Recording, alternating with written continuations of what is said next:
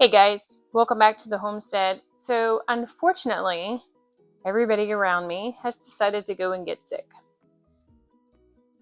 My family directly has not been affected, but pretty much everybody that we talk to, hang out with, or whatever has come down with some sort of sniffle, cough, cold, flu, you name it, they have it. So you know what that means? It's time to really start pumping in anything that can help our immune system, right? We make an immunity bomb to protect ourselves, and obviously that's working because everybody else got sick and we did not. But I want to go for that next level, so I'm going to make what today has a couple different names. You've got elderberry syrup, elderberry tonic. It just depends on where you're from, what you call it. But ultimately today we're going to take dried elderberries, which I have 3 cups of dried elderberries. If you're going to do fresh elderberries, of course that would be more elderberries than dried elderberries. But we're going to do 3 cups of dried elderberries because that's the easiest thing to get our hands on now. Make sure you use a reputable source to get organic and everything that you need for that. And then we're going to take 6 cups of distilled water. We're going to see if we can do this without making a mess. And we're just going to cover that with the 6 cups. Now we're going to turn our heat at about medium high. And when this starts boiling, we're going to add our other items, which I've already prepped out over here. So let me wait for this to boil. And then once this gets to a good boil, I've got to actually check on my soaps. I'm multitasking today. So I've got another batch of the liquid soap going over here, and then I've got a soap that'll ultimately be rose soap going over here, because again, if I'm going to be in the kitchen, I need to do 9 things at once so I lose my mind. So I'm just going to get this to where it will boil and kind of not a hard boil, but about a low boil. And then we'll add in the other goodies and we'll go from there. Okay, so this has started a low simmer now. And if you care about your countertops at all, you should probably put some parchment paper down because this can stain it. I mean, these tables have been beat up so much. There's just lots of love all over them, so I don't really freak out about it anymore. But if you are concerned about that, it's probably best to wear something you don't care about and put something to protect your countertops.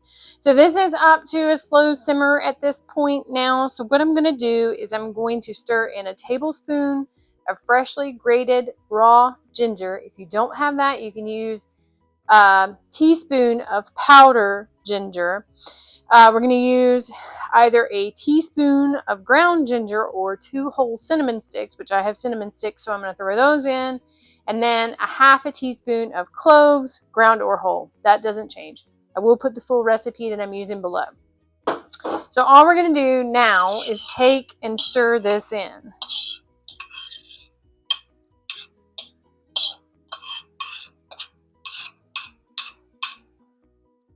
Making as much noise as we possibly can. So I'm just going to now let this simmer until it reduces by half. So I'll keep coming back and checking and showing you kind of where that process is, right? Because they use these terms and you're like, okay, like half of where it was, down to 3 cups. So usually you can watch your pot and you'll see your original line because you're dealing with sustainable items here. So you'll see your original line and you'll see it just slowly start to go down, and your berries will rehydrate, which of course later will squeeze all the goodness out of those. So we're just going to kind of let this simmer now, like I said, for until it reduces by half, which is anywhere from a half hour to an hour, just depending on, you know, your stove, whether you have gas, electric, or this, you know, this setup I have here, whatever you're doing. One, it smells amazing, so it's pleasant work, if nothing else. So I'm just going to let this go, and then I'll be back. So this is what I'm going for. And I'm just kind of watching my heat and regulating it. But again, you're going like a slow simmer with it. And then I just come in and kind of keep stirring it to make sure nothing is sticking to the bottom.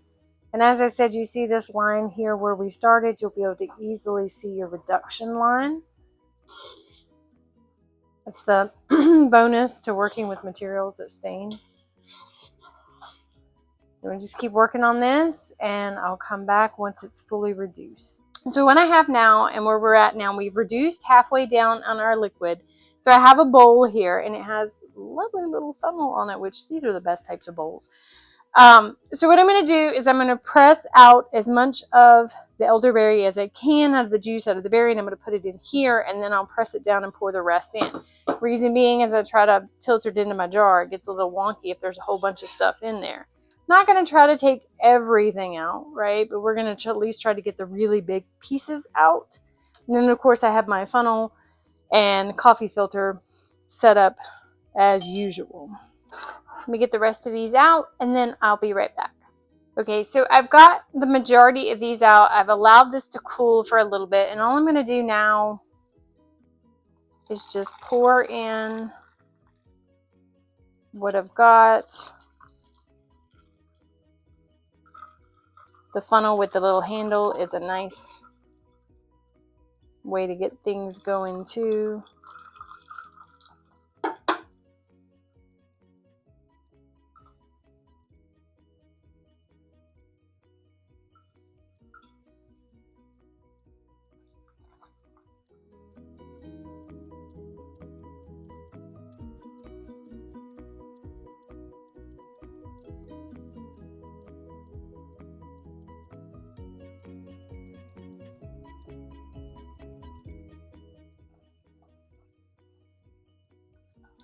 And let that juice come in.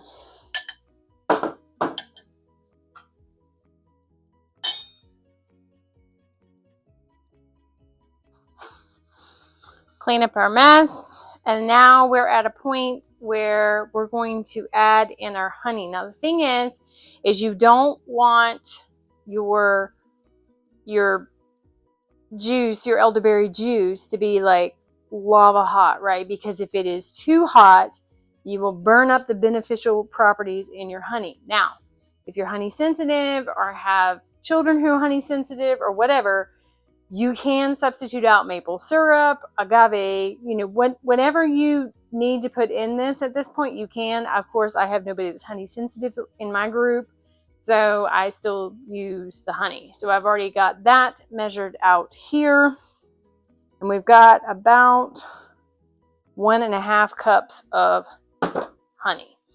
So let me get a couple other items, let this cool for just a few more minutes, and then we'll be back to stir in our honey and our last little bits. Okay, got a lot of stuff out of my way so I can actually operate.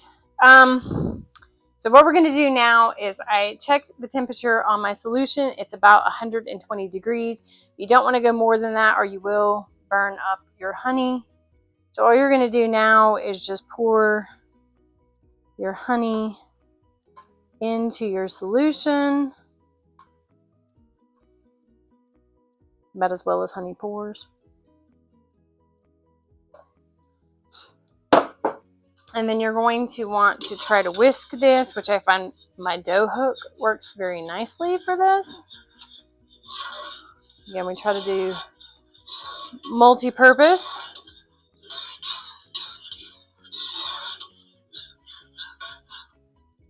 And if we're trying to increase our longevity, then we will add alcohol to it. If you prefer not to add alcohol to it at this point, you can bottle it and stick it in your fridge. Now, they'll tell you to put it in the swing top bottles. Swing top bottles are expensive. They're nice. I like them. I use them to make my kombucha and stuff like that. But if you're out of the swing top bottles, a simple mason jar works just fine. That's the thing that drives me insane about a lot of stuff. If I have to have it to be able to do the process correctly, like the cheese press, well, that makes sense. But I don't see the need to go spend a whole bunch of money on swing top bottles if I'm only going to use them this one time. And maybe I never make elderberry syrup again because, I just never circle back around to it. If you're going to do multiple purpose things, like you're going to make kombuchas, or you're going to use those swing top bottles for your vanilla, which is actually what's all occupied in mine right now, then that's great. That's wonderful. But if you're not, then it's a waste. But if you want to lengthen your shelf life, now mind you, there is not a canning approved elderberry syrup. Now this doesn't mean that people don't do it, but here's the thing. In an hour, you can brew this up yourself. Why would you want to try to have something that's on the shelf and sitting there for a long time? It's not like a tincture sitting in alcohol, right? That elderberry tincture, something totally different, right? This is a syrup that you can drink daily. You can thicken it up if you want to. You know, take a little bit here and there, of course. You know, do your own research, figure out if you can take it, how much you should take. I actually turn mine into gummies and then take it that way because it's easier. We're actually going to show you that in a later video, how I do that once this cools. But there's 1,000 different ways that you can do this. And honestly, trying to make it long shelf stable doesn't make sense. You mostly take this during your cold and flu season. So you don't want something that's going to sit on your shelf for 12 months. So you can whip it up in an hour. It should last 3 months in a cold place in your refrigerator, or if you have a really cold cellar for those that don't have refrigeration. So it should last just fine, just like that. So what's the point, right? What's the point in trying to make this last longer than it's already going to? If you decide to turn this into gummies, which we'll get into more in the next video, then what you're going to want to do is make sure that you make those in small batches, right? Because the gummies only last about 2 weeks. Because again, we're not adding any preservatives. I prefer not to add preservatives. The gummies take less than 10 minutes to make, really. So again, there's no point in trying to add stuff to our process that would add the longevity of the shelf life of this if you don't have to. Now, if you're making this at the beginning of the season and you do want to add a little shelf life to it, you can add a splash of one's favorite alcohol, 80 proof, to it. And then the shelf life will probably last you probably more to 4 to 6 months. But again, here's the thing. You're always going to open it. You're always going to check it, see if there's mold growing on it. If there's mold growing on it, your time has expired. It's pretty much as easy as that. So all I'm going to do now is bottle this up in my mason jar because I have a lot of other projects for it. So there's no sense in trying to put it in a longer life because I'm going to be using it for a bunch of different things. I'm actually going to be passing it out to all my friends who decided to go off and get sick, so hopefully they'll get well. And in the interim, you know, maybe make their own gummies and stuff, so hopefully they can make it through the rest of the season without getting horribly sick. Okay, so I know that we filtered it already once, but again, when I'm pouring it in, I've got a funnel here. Might as well just run it through a filter again just to make sure that, you know, the honey didn't clump up or a rogue elderberry didn't wander its way back in. So we're just going to pour this. Try not to make a mess. We'll see how that goes. We're just going to pour this into our jar.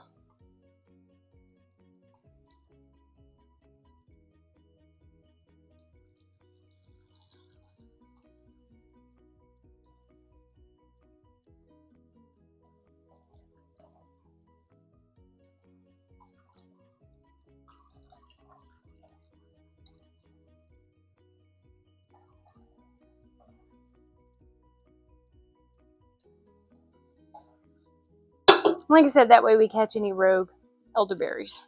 If there happen to be any.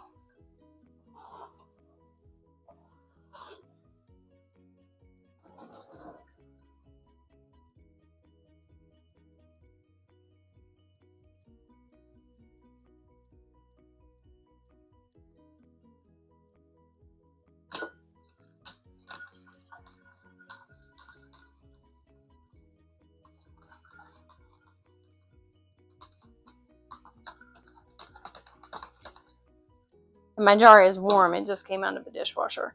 You can also, you know, you can let this completely cool before you pour it in. But if it doesn't, then just make sure you put it, you know, in a warm jar so that way it doesn't crack.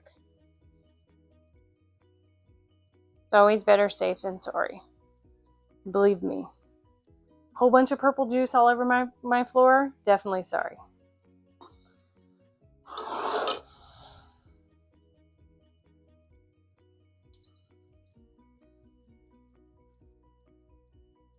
Oh, I had a couple in there. Look at that.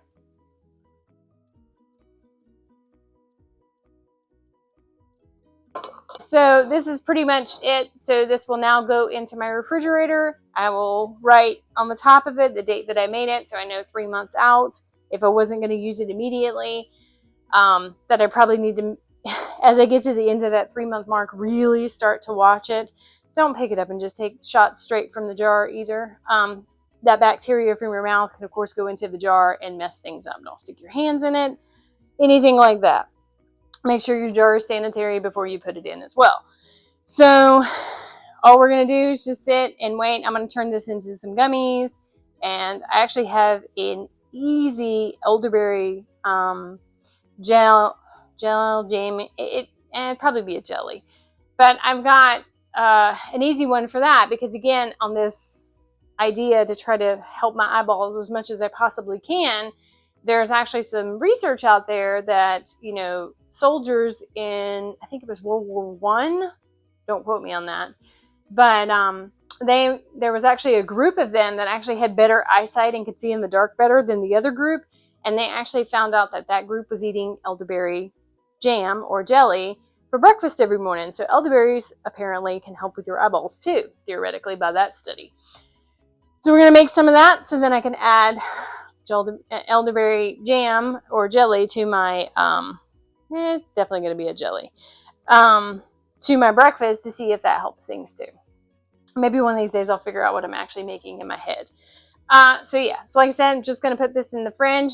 If at this point you did want to extend your shelf life, you could go up to a half a cup of your favorite alcohol beverage at will. So yeah, so I think that's it for today. I hope you guys enjoyed. I hope this made sense. It's pretty easy and just another thing that we can do to help our immune system in this wacky, wonderful, wonky season of -20 one day and 75 the next.